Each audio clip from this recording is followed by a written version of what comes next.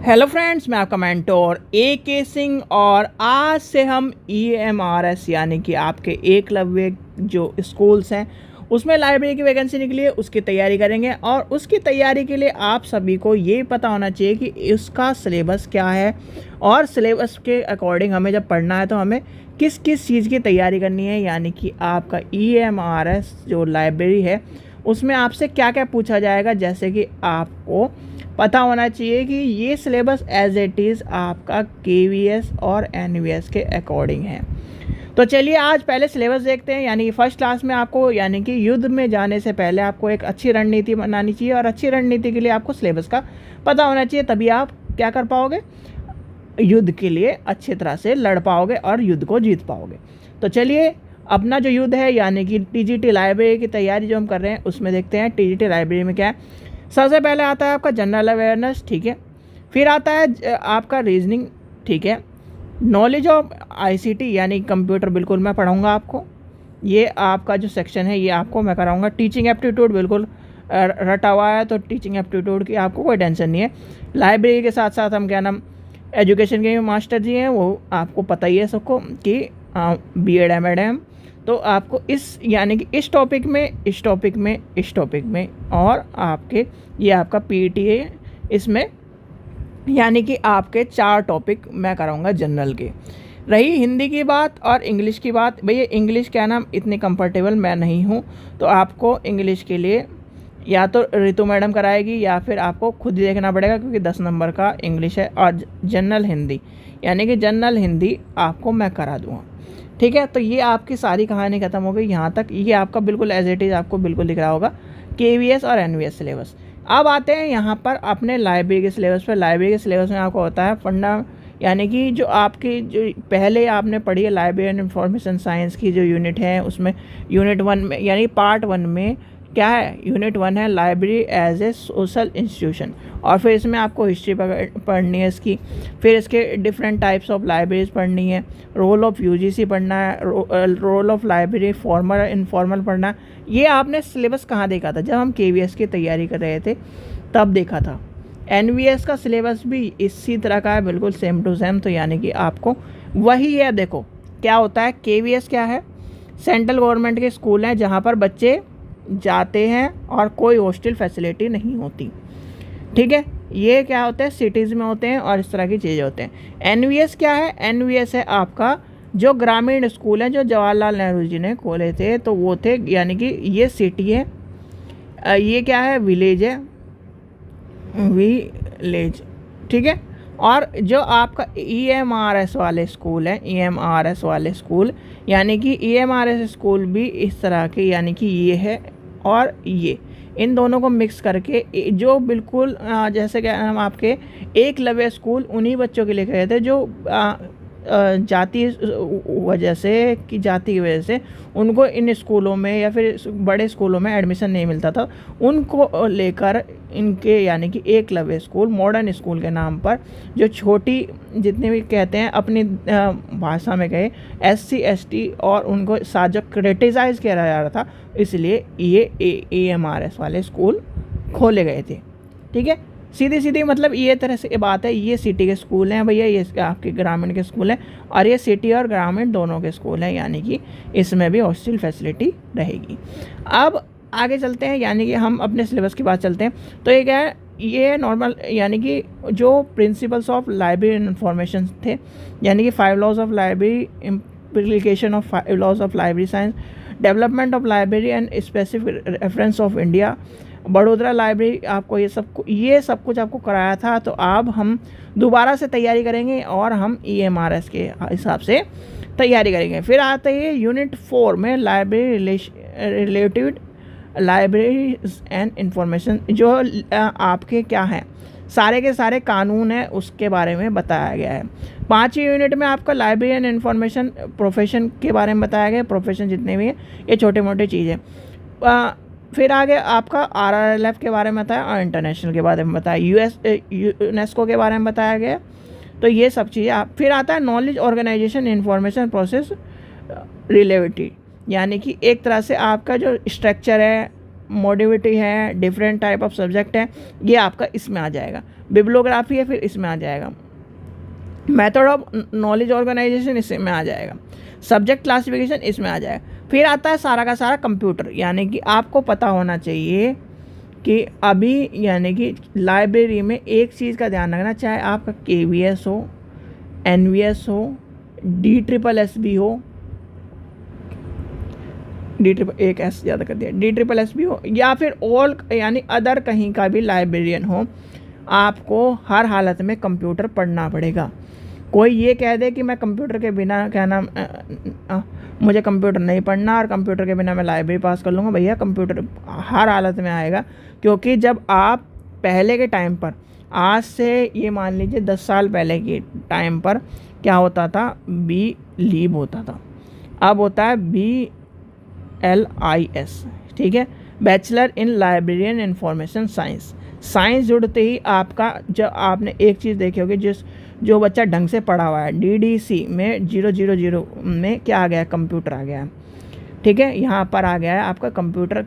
तो इसलिए हमें एक जो एडिशन हुआ है ये आपका BLIB, डिफरेंस सीधे सीधे पहले BLIB था और BLSIS है, यानी कि बैचलर इन लाइब्रेरी साइंस। तो आपकी पूरी की पूरी एक यूनिट आपके कंप्यूटर की डाल दी गई है, जिसमें आपको पता होना चाहिए इनपुट आउटपुट सिस्टम क्या होता है, इन्फॉर्मेशन सिस्टम क्या होता है, कंप्यूटर के बेसिक्स पता होने चाहिए, हिस्ट्री पता होनी चाहिए, जनरेशन पता होनी चाहिए, क्लासिफिकेशन पता होना चाहिए, ये कीबोर्ड पता होना चाहिए, स्कैनर पता होना चाहिए। ये सब चीज़ें क्या हैं, आपके काम की है। यानी कि थर्ड यूनिट आपकी पूरी पूरी कंप्यूटर है। और कंप्यूटर का आपको मैं चुटकियों में ऐसे याद करा दूंगा जिससे आपको कि जो 10 क्वेश्चन आने हैं 10 के 10 आपके बिल्कुल टिप पे रहेंगे, 10 और प्लस 10 जो पार्ट 1 में, यानी कि 20 में से आपके मैं मान के चलता हूँ भाई एक आधा क्वेश्चन हो सकता है कि बच्चे पे ना हो, तो 18 नंबर आपको मैं दिलाऊँगा कंप्यूटर में। क्योंकि कंप्यूटर का भी ये मान के चलिए भैया, करे हुए तो हम बहुत कुछ हैं पर टाइम की मारी है, चलो कोई नहीं, आगे चलते हैं। फिर आता है management of library and information institution या सेंटर। फिर आता है मैनेजमेंट का, मैनेजमेंट में आपको हेनरी फेबल सब पढ़ने हैं, तो ये आपको मैनेजमेंट स्कूल पढ़ने हैं, मैनेजमेंट के स्टाइल पढ़ने हैं, ये आपको पता ही है। ह्यूमन रिसोर्स मैनेजमेंट ये आपको पढ़ना है। ह्यूमन रिसोर्स मैनेजमेंट में मोटिवेशन, ये देखो मोटिवेशन ग्रुप जो है आपको बताया था मैंने भी जब KVS की तैयारी करते, मोटिवेशन ग्रुप हमारे लाइब्रेरी में आया क्यों भैया। मोटिवेशन ग्रुप, आप मान लो आपकी लाइब्रेरी है 1000 बच्चों की लाइब्रेरी है, वहाँ आते हैं 10 बच्चे। अब 10 बच्चे यानी कि कितने बच्चे बचे, 990 बच्चे, 990 बच्चे, और उससे क्या हो रहा है, लाइब्रेरी को नुकसान हो रहा है, लाइब्रेरी को नुकसान हो रहा है। तो आपका इस तरह की यानी कि आप में मोटिवेशन की पावर इतनी होनी चाहिए कि वो जो 990 बच्चे बचे हुए हैं आप उनको भी किसी ना किसी तरह से लाइब्रेरी से जोड़ें और लाइब्रेरी को रेवेन्यू प्रदान करें। तो इसलिए आती है मोटिवेशन एंड ग्रुप वाली बात, ठीक है। चलिए जो काउंसलिंग वाली, फिर आती है फाइनेंस मैनेजमेंट। फाइनेंस मैनेजमेंट में सारा का आपको पता है PPBS और आपका ZBB ये इंपॉर्टेंट है, और आपका रिसोर्स मोबिलाइजेशन इंपॉर्टेंट है। फिर आता है एनुअल रिपोर्ट। एनुअल रिपोर्ट आपको सारा को पता है, ये सब चीज़ें इंपॉर्टेंट होती हैं। फिर हमारा आता है PEMRT, ये इंपॉर्टेंट है, और library as a system important है, ये आपका पता होना चाहिए। TQM इंपॉर्टेंट है। फिर आता है हाउस कीपिंग। हाउस कीपिंग में आपको एक तो weeding, x living, printing and non printing, electronic matter, ये इंपॉर्टेंट है। और different section of library and information centre जो आपका पूछा जाता है, जिससे आपका क्वेश्चन बनते हैं, तो ये आपको पता होना चाहिए। प्लानिंग में आपको ये होता है, देखो प्लानिंग में जब हम लाइब्रेरी को बनाते हैं, लाइब्रेरी के रिस्क मैनेजमेंट होती है, ये सब चीज़ें आपके प्लानिंग में आ जाएगी। फिर चलिए आगे चलते हैं मैनेजमेंट चेंजिंग में आपको जो आपका 5 लॉ ऑफ लाइब्रेरी साइंस है, 5वां लॉ है, वो सारा ये वही बात करता है 5 लॉज ऑफ लाइब्रेरी साइंस की, ठीक है। चलिए पार्ट 5 में देखते हैं इंफॉर्मेशन सोर्स ऑफ, यानी कि इंफॉर्मेशन सोर्स सर्विस, ये आपकी आ जाएगी। तो ये हम इसमें देखो, इसमें कुछ नहीं इंपॉर्टेंट है, इसमें देखो मैं बताता हूँ आपको। एक तो ये इंपॉर्टेंट है, primary secondary source, tertiary source important है, और इंसाइक्लोपीडिया इंपॉर्टेंट है, डिक्शनरी इंपॉर्टेंट है, पीरियोडिक इंपॉर्टेंट है, थीसिस इंपॉर्टेंट है, ईयर बुक इंपॉर्टेंट है, पेटेंट इंपॉर्टेंट है, और आपका रेफरेंस बुक इंपॉर्टेंट है, ईयर बुक इंपॉर्टेंट है। ये आपसे पूछे जाते हैं, index, periodic, bibliography, hand book, बस, ठीक है। ये आपका इंपॉर्टेंट है जो आपका इस मतलब इंफॉर्मेशन सोर्स वाले चैप्टर में इम्पोर्टेंट है। चलिए आगे चलते हैं। आगे क्या है, आगे भी वही सारी चीज़ें कही गई है। CAS CDS ये इम्पोर्टेंट है। Need of technician evolution important है। तो ये सारा आपको क्या करना है, हमें पढ़ना है। यानी कि अब आप कमर कस लीजिए। यानी कि आज आपको एक तरह से आइडिया लग जाएगा कि आपने जो KVS में तैयारी करी थी, और KVS का पेपर आपका कभी हुआ था, यानी कि 2-3 महीने पहले ही हुआ था। तो 2-3 महीने में आप भूले नहीं होंगे। और KVS की तैयारी, यानी कि जिसने बच्चे ने नोट्स बनाए हैं वो अपनी कॉपी निकाल लो, और कॉपी निकाल के एक कॉपी और ले आओ 20 रुपये की। 20 रुपये में बहुत पन्ने आते हैं। यानी कि रफ कॉपी लेके आओ। अगर रफ कॉपी नहीं लेके आते तो भैया क्लासमेट की आप लेके आ जाओ, क्लासमेट वाली लेके आ जाओ, या फिर क्या नाम, और जो बहुत सारे अच्छे अच्छे पन्ने वाली कॉपी आती हैं वो लेके आ जाओ। और आप अपना एक 3 वाला या अच्छा सा पेन लेके आ जाओ जो आपको पूरी इंक प्रदान करें, और अपने नोट्स बनाने शुरू करो। 6ठी यूनिट में लाइब्रेरी यूज़र। लाइब्रेरी यूज़र में आपको ये इंटरव्यू मेथड सबसे ज़्यादा पूछा जाता है। इंटरव्यू मेथड आपको बताया जाएगा।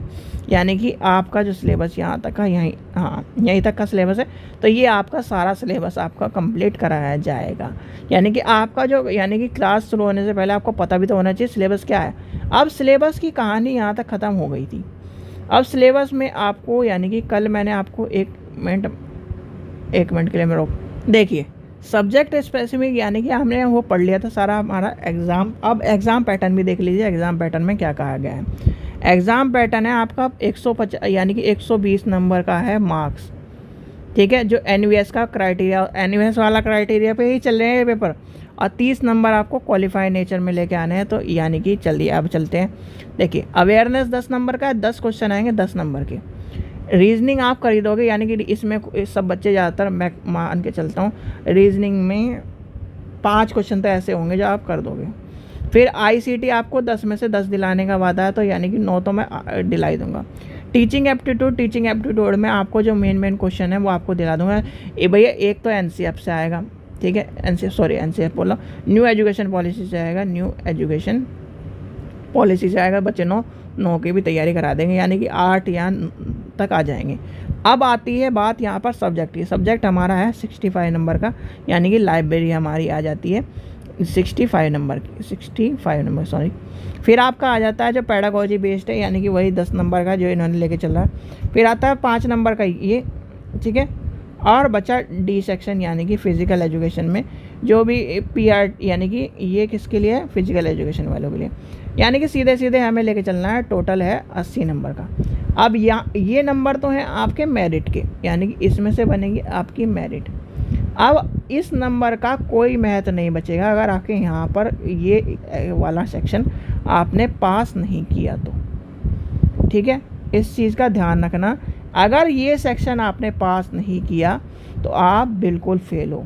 ठीक है, क्या लिखा हुआ, लैंग्वेज कम, यानी कि एक तरह से, यानी कि लैंग्वेज जो जनरल हिंदी, जनरल इंग्लिश और रीजनल लैंग्वेज, यानी कि 3 लैंग्वेज लेनी है। वही आपको जो जिसने NVS का पेपर दे रखा है उसे तो पता ही है ये क्या कहानी है। तो NVS के पेपर पे ही ये चल रहा है। यानी कि 10 नंबर की इंग्लिश ले, मान अगर किसी का इंग्लिश हिंदी लेनी है तो इंग्लिश ले ली, हिंदी ले ली। ठीक है, अब आपके पास बची एक और लैंग्वेज। अब एक और लैंग्वेज में या तो आप इंग्लिश ले लो, हिंदी ले लो, क्योंकि देखो ये जो लैंग्वेज है ये है आपकी जनरल इंग्लिश और जनरल हिंदी। जनरल इंग्लिश और जनरल हिंदी का मतलब ये है, जनरल हिंदी मतलब ये है कि इसका पर्यायवाची क्या है, उसका पर्यायवाची क्या है, ये सब पूछ जाएंगे। अब रीजनल लैंग्वेज में क्या पूछा जाएगा, रीजनल लैंग्वेज में आपसे कुछ भी, जैसे कि ये एक लाइन देकर उससे अर्थ पूछ लिया, तो इस तरह से आएगा। यानी कि 10 नंबर, यानी कि 30 नंबर का हो गया। अब इसमें क्या कहा गया है, इसमें ये कहा गया है कि this part is qualified nature only, यानी कि 30 नंबर आपके क्वालिफाई के नेचर के हैं। और minimum 40% marks in each language part 1 to 5 the candidate will not evolute, यानी कि आपका अगर क्वालिफाई नहीं हुआ तो आपको क्या कर दिया जाएगा, डिसक्वालीफाई कर दिया जाएगा। यहाँ पर अगर आप 100 नंबर भी ले आए और यहाँ पर आपके 40%, यानी कि 40% कितना बैठेगा भाई, 100 का 10, 4 और 4, 4 4 8 और 12, यानी कि 40% होता है 12 नंबर। 12 नंबर होते हैं भाई, 12 12 24, हाँ ठीक है, 12 नंबर, यानी कि आपको 12 नंबर लाने हैं, ठीक है। This part is qualify nature only the minimum, यानी कि 40 नंबर आपको 40% लाने हैं। 40 नंबर का मतलब ये इस सेक्शन में 12 नंबर से ऊपर होने चाहिए, यानी कि 12 13 14 15 सब कुछ होने चाहिए इस तरह के, ठीक है। अब ये बात आपको पता चल गई, यानी कि यहाँ पर आपको क्या कर दिया। और ये रही लैंग्वेज, देखिए बंगला यानी कि बंगाली है, डोगरी है, इंग्लिश है, गोरी है, गुजराती है, हिंदी है, कन्नड़ है, कश्मीरी है, कोशी है, मलयालम है, मणिपुरी है, मैथिली है, मेज़ो है, नेपाली है, उड़िया है, सैंथली है, तेलंगानी है, और यानी कि 18 लैंग्वेज जो दिए गए इसमें से आपको लेना है, ठीक है, जो रीजनल लैंग्वेज है। ये कहानी भी समझ में आ गई, यानी कि हमें टोटली मेहनत करनी है सारी की सारी। भैया आपका जो सिलेबस है आपको परीक्षा सहपाठी पे किस किस का मिल जाएगा, ये मिलेगा, ये मिलेगा, इसकी टेंशन मत लो, यानी कि ये 2 सेक्शन तो आपको कराया जाएगा। हमारा बच्चा लाइब्रेरी का सेक्शन, लाइब्रेरी का सेक्शन आपको मिलेगा ही मिलेगा। हिंदी इंग्लिश का भैया, इंग्लिश की मैं जिम्मेदारी नहीं लेता, क्योंकि इंग्लिश का देखो, इंग्लिश में मेरा भी थोड़ा सा हाथ तंग है, और उस हाथ तंग का इसका मतलब ये नहीं है कि आपको बिल्कुल ही इंग्लिश नहीं आती। तो इंग्लिश का मतलब ये है कि इंग्लिश आपको पता है, इंग्लिश में पढ़ाता हूँ, तो इंग्लिश का हाथ तंग इसलिए भैया, जो चीज़ हम ये थोड़ी कि पूरे पूरे इंग्लिश के मास्टर हों। अब इंग्लिश के मास्टर होंगे तभी तो इंग्लिश आएगी। अब हम मान लो लाइब्रेरी के मास्टर हैं, या एजुकेशन के मास्टर हैं, या फिर कहना आपके बीएड के मास्टर, तो आपको बीएड पढ़ा सकता हूँ मैं, लाइब्रेरी पढ़ा सकता हूँ, ये सब चीज़ें पढ़ा सकता हूँ। कंप्यूटर के मास्टर है, कंप्यूटर पढ़ा देंगे हम। तो अब जो भाई जिस चीज़ के लिए बना है वही तो है। अब कोई आके मान लो आपका उसे आता कुछ नहीं है और वो पढ़ाना शुरू कर दे, तो आप क्या कहोगे, यार मज़ा नहीं आ रहा हो। तो वही बात है कि अगर कोई भी कहते हैं ना कि जैसे जिसका काम उसी को साजे और करे तो डंका बाजे, वही वाली कहानी है। अगर मैं इंग्लिश पढ़ाने लगूँ, पता चला इंग्लिश में टर्म कुछ और है और मैंने पढ़ा दिया कुछ और, आपने आंसर लगा दिया कुछ और आप तो कर दोगे भाई पेपर का नाश पूरा का पूरा। तो वो कराना नहीं है हमें, ठीक है, सीधी बात, नो बकवास। नहीं आता नहीं आता, ये थोड़ी कि अपने क्या नाम आपको अपने चक्कर में आपको मैं क्या नाम बेकार कर दूं, या अपने चक्कर में आपको क्या नाम बिल्कुल ही बेकार कर एक तरह से फेल करा दूं, ठीक है। तो ये आपका सिलेबस है, आपको सारा सिलेबस पता चल गया, ये सब कुछ बता दिया। अब चलिए 1 मिनट आपको सिलेबस के, ये आपका सिलेबस है, यानी कि आपको सिलेबस में आपको सारी चीज़ें पता लगी। देखो हिंदी में भी जनरल हिंदी में कुछ नहीं है यार, संधि है, समास है, विलोम है, पर्यायवाची है, सामान्य अशुद्ध वर्ड है। ये तो एक इससे मिलता है क्वेश्चन, एक इससे मिलता है, एक इससे मिलता है, एक इससे मिलता है, और एक इससे मिलता है। मुहावरों से एक क्वेश्चन मिलता है, लोकोक्ति से एक क्वेश्चन मिलता है। कितने क्वेश्चन हो गए, 3 और 2 7, और ये हो गया पर्टिकुलर ध्यान 2 इससे मिलते हैं, यानी कि 10 में से 9 तो हर बच्चा ले आएगा, जो बिल्कुल क्या नाम ऐसी। अब बात ये है इंग्लिश का वाली बात। इंग्लिश में बहुत सारे बच्चे एक ही ये रहता है कि हमें इंग्लिश नहीं आती, इंग्लिश नहीं आती। भैया इंग्लिश नहीं आती, ठीक है, तो आपका उसका भी तरीका बताएंगे हम। यानी कि आपको लाने थे 12 नंबर, यहाँ पर आ गए 9 नंबर।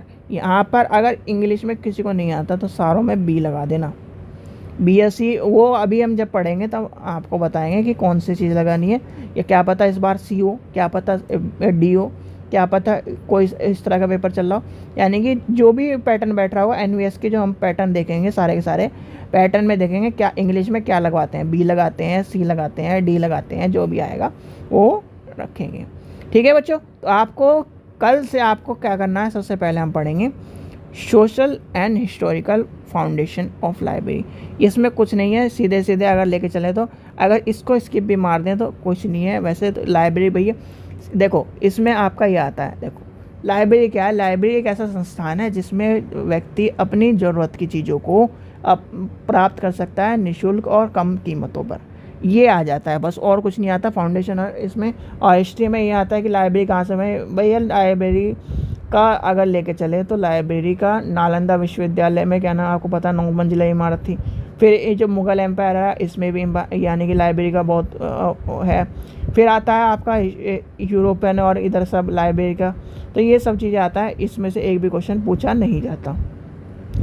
ठीक है, पहले टॉपिक में से एक भी क्वेश्चन नहीं पूछा जाता। दूसरे टॉपिक में आता है, यहाँ से आपका पूछा जाता है, ये पूछा जाता है, ये पूछा जाता है। तो यहाँ से आप लेके चलते हैं, यानी कि कल आपका पहला टॉपिक थोड़ा सा जो थोड़ी बहुत सी चीज़ें आपको, यानी कि एक तरह से भाई आप किसी घर में जा रहे हो तो किसी घर के बारे में आपको थोड़ा बहुत तो पता होना चाहिए। तो यानी कि आपको थोड़ा बहुत इसके बारे में बताया जाएगा, जिससे कि लाइब्रेरी का आपको थोड़ा सा आइडिया मिल जाए, और जिसने KVS NVS की तैयारी नहीं करी है वो आपका कर सके। और एक बच्चा मुझे कह रहा था कि भाई सर कि NVS का 2022 का पेपर करा दो, कि 2022 के सर पेपर करा दो। भैया लाइब्रेरी का पेपर नहीं हुआ था उस टाइम पे, TGT और PGT की वैकेंसी निकली थी, TGT और PGT की वैकेंसी निकली थी।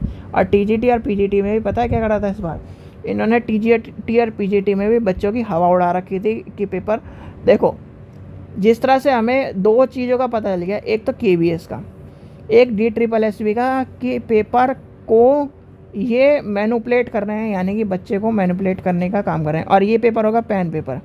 तो पेन पेपर का मतलब होता है, पेन पेपर का जो आपके ओल्ड के क्वेश्चन आएंगे वो हर हालत में मिलने हैं, क्योंकि पेन पेपर में मैनिपुलेट करने का कोई फ़ायदा नहीं होता है। अगर भाई एक पेपर बन रहा है, यानी कि एक पेपर बन रहा है, तो कभी भी मैनिपुलेट नहीं होगा पेपर। और अगर उसके 2 या 3 या 4 शिफ्ट में बनना है, तो ये हर हालत में आपको पता होना चाहिए क्वेश्चन कहाँ है। भाई आप ये मान लो कि मैक्सिमम मान के चलो 6000 से 8000 क्वेश्चन है टोटल लाइब्रेरी के। अब 8000 क्वेश्चन है, 8000 को क्या नाम, 8000 में से मान लीजिए 70% तो मान लीजिए 5000 क्वेश्चन बचे, क्योंकि रिपीट भी क्वेश्चन है बहुत सारे, इनमें से भी वही एक चीज़ कह रहा है, वही दूसरी चीज़ कह रहा है। अब 5000 क्वेश्चन में से अगर 150 का पेपर लेके चलें, 150 पेपर लेके चलें, मान लीजिए 100 का पेपर लेके चलें, तो 400 क्वेश्चन इसमें से निकालना। और 400 क्वेश्चन में भी वो पेपर सेटर क्या करता है, उसके अकॉर्डिंग निकालता है जो सिलेबस है। तो यानी कि आपका ये मान के चलिए एक पेपर में आपको ओल्ड पेपर के क्वेश्चन मिलने हर हालत में मिलेंगे। तो इस चीज़ का ध्यान रखना, ठीक है। तो यानी कि अब कोई भी बहाना नहीं चलेगा, अपने नोट्स उठा लो, नोट्स उठाने के बाद ये सारा सिलेबस तो है ही। फिर दोबारा हम क्या करेंगे, सारे के सारे पेपर देखेंगे, यानी कि इसरो के आपको अच्छी तरह तैयारी करा दी जाएगी, जिससे कि आपका कोई भी पेपर ना बचे। DSSS के हमारे पास तीनों के तीनों पेपर आ चुके हैं, तो तीनों के तीनों पेपर आपको सॉल्व करके आपको करा दिए जाएंगे, जिससे आपको DSSS वाली भी सारी की सारी चीज़ें मिल जाए। ठीक है बच्चों, चलिए ये आपको समझ में आ गया, सिलेबस का समझ में आ गया, कैसे तैयारी करनी है वो समझ में आ गया। आज का आपका टाइम है, आपको क्या करना है, एक पेन अच्छा सा, यानी कि एक वो मीटर वाला पेन आता है ना, वो वाला ले लो भाई, जिसमें यानी कि आपका पूरा सेशन कंप्लीट हो जाए, आपके सारा पेन वैन बदलने की दिक्कत ना पड़े। और एक ले लो कॉपी, जिससे आपके नोट्स बना सके। नोट्स में भी क्या ना, सबसे ज़्यादा चीज़ है सुनने वाली। अगर आपने सुन ली और आपको समझ में आ गई, नोट्स तो बनवाएंगे। और आपके नोट्स अगर इस तरह की चीज़ें, क्योंकि यही KVS का सिलेबस है, यही NVS का सिलेबस है, और यही आपको पता चल गया एकलव्य का सिलेबस है, तो आपको दिक्कत का सामना नहीं करना पड़ेगा। ठीक है, चलिए आशा करता हूँ आपको वीडियो पसंद आई है। वीडियो पसंद आई तो लाइक करें, चैनल को सब्सक्राइब करें, वीडियो को ज़्यादा से शेयर करें। और सबको क्या करना है, चैनल को सब्सक्राइब करके रखना है, जिससे आपको जो वीडियो आने वाली है, जो EMRS की लाइब्रेरी की तैयारी करनी है हमें, उसके लिए आपको क्या हो, एक बेहतर तैयारी का मौका मिल सके और आप इस चैनल से जुड़ सको। ठीक है बच्चों, थैंक यू।